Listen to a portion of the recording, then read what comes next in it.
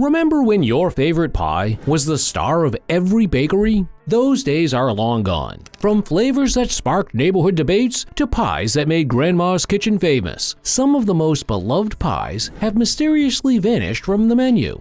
In this video, we're uncovering 15 iconic pies that have quietly disappeared over the years. Did your favorite pie make the list? Stick around to find out which nostalgic treats are slipping into obscurity. You might be surprised. Let's begin. Apple Cider Pie. The apple cider pie is the perfect description of when life throws you apples, you make pies out of them.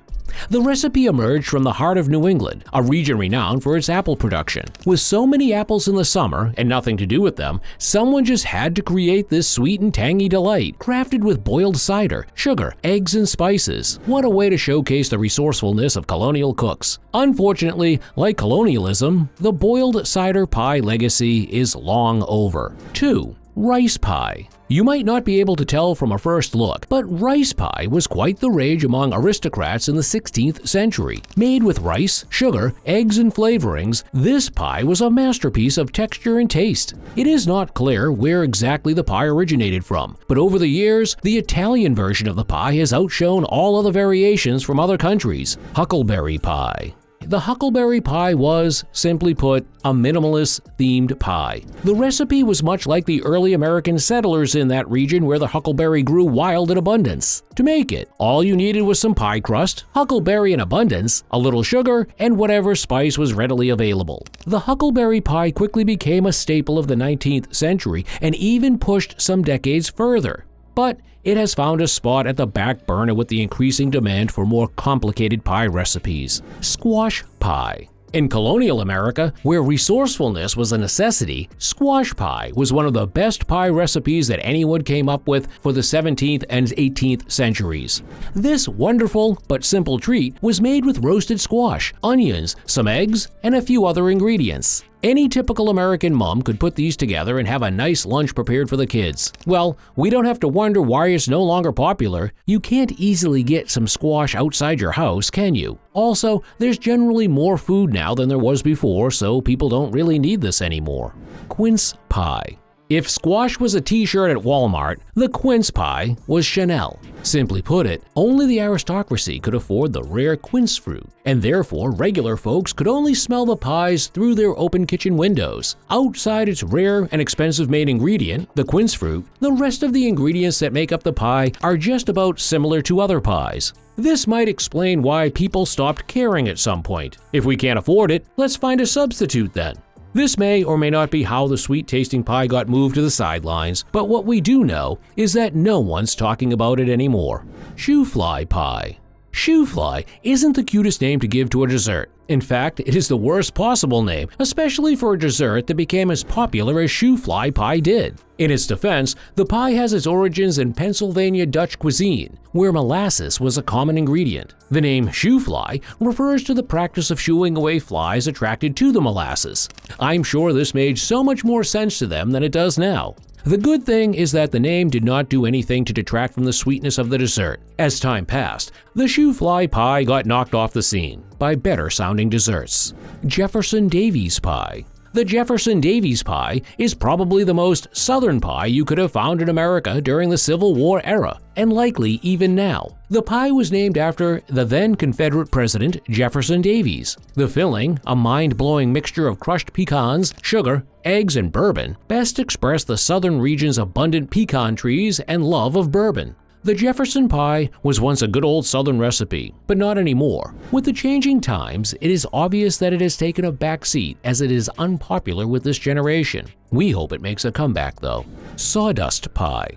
Like many Depression-era recipes, the sawdust pie will never win a name contest, but its amazing taste has never been in doubt. The pie's combination of crushed graham crackers, sugar, and coconut must have helped more than a few in surviving the general suffering of the Depression era. The sawdust texture was a result of the crushed crackers, which gave the pie a unique appearance. This pie was popular particularly among rural communities, where the hard times really bit hard. It looks like the hard times are beginning to bite again lately. In other words, there's never been a better time for sawdust pie to make a comeback than now. Fried pie. The fried pie probably originated from a bored Southern housewife who thought she'd been baking for too long and it was time to switch up the menu. And switch it up they did by frying what should have been baked. The result? Priceless. The Southern cuisine, made by filling a flaky crust with sweet ingredients and frying until crispy, quickly became a staple. It was even popular at fairs and festivals. So you get the point. However, as health concerns grew, the fried pie declined in popularity. Now you know who's to blame when you can't readily get a taste of the fried pie you long for. Peanut butter pie. The peanut butter pie, like the fried pie, seems to have been created out of a desperate need for some new excitement in the culinary area. But this time, rather than the Southern wife, we have the children to thank for this remarkable idea. The pie is made from peanut butter, sugar, eggs, and cream, which explains why it is both a weight health enthusiast's nightmare and a child's culinary fairy tale. In fact, when it began appearing in bakeries in the mid-20th century, it was particularly popular among children. You could get away with anything while making the peanut butter pie: peanut, cream, heavy dark chocolate. You could even put regular ice cream as toppings. In summary, the pie was a health disaster, and the healthy living movement swiftly swept it out of its way. Mock apple pie. The mock apple pie was truly a mockery of the actual apple pie, but can you blame anyone? The pie recipe emerged during World War II when apples were scarce due to food rationing. The pie was made from Ritz crackers, sugar, and spices. It was simply designed to mimic the taste of apples. Smart idea, right? You don't have to think so. It more than made up for the lack of apples, and that's what mattered. Well, long story short, apples came back and the mock apple pie was laid off. Osgood pie.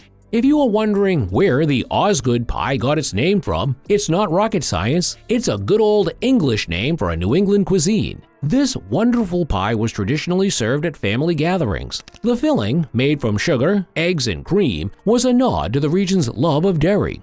Anyway, this didn't last very long. Today, Osgood pie has become something of a rare pie species. Chess pie. While the Osgood pie was a family gathering staple, the chess pie was a chess club staple, made for men that played chess in clubs. See where the name comes from? So when they played their games, they could demand a slice of the Southern cuisine. The pie was made from simple ingredients: sugar, butter, eggs, and vinegar. It really did make its mark in the 20th century, but then came some new kingly recipes, and it was sadly overthrown. Coconut cream pie. For the coconut cream pie, think of traditional cream pie with a twist. This timely recipe came from the tropical regions in the mid-20th century when coconut became quite common. To make it, all you need is the ingredients to make your regular cream pie: sugar, eggs, pancake crusts, but then the cream is swapped for coconut cream. When the pancake is ready, if you're feeling excited, add some coconut flake toppings to spice things up. Chocolate Haupia Pie. Can we finish this without at least one chocolate recipe? Not a chance. Just like all things Hawaiian, the Chocolate Haupia Pie was an exotic blend of flavors, a unique fusion of Hawaiian and American culture, with a history that dates back to the early 20th century. Haupia, a traditional Hawaiian coconut milk dessert, was adapted to include chocolate, which was introduced to Hawaii by American traders. When the pie was introduced in the mid-20th century, it became popular, particularly among Hawaiian locals and tourists alike. And with this, we have come to the end of our nostalgic list of culinary wonders. Although these pies are no longer popular among today's bakeries and confectionery shops, you can still find a place or two that offers them. You can also consider trying it out for yourself and get a taste of a piece of history right in your kitchen. What do you think? Would it be a good idea? Tell us which pie you would like to try out first. And if you have more pies that are not mentioned in the video, feel free to mention them with their recipes in the comment box. Don't forget to like and subscribe to be the first to know about our newest nostalgic videos.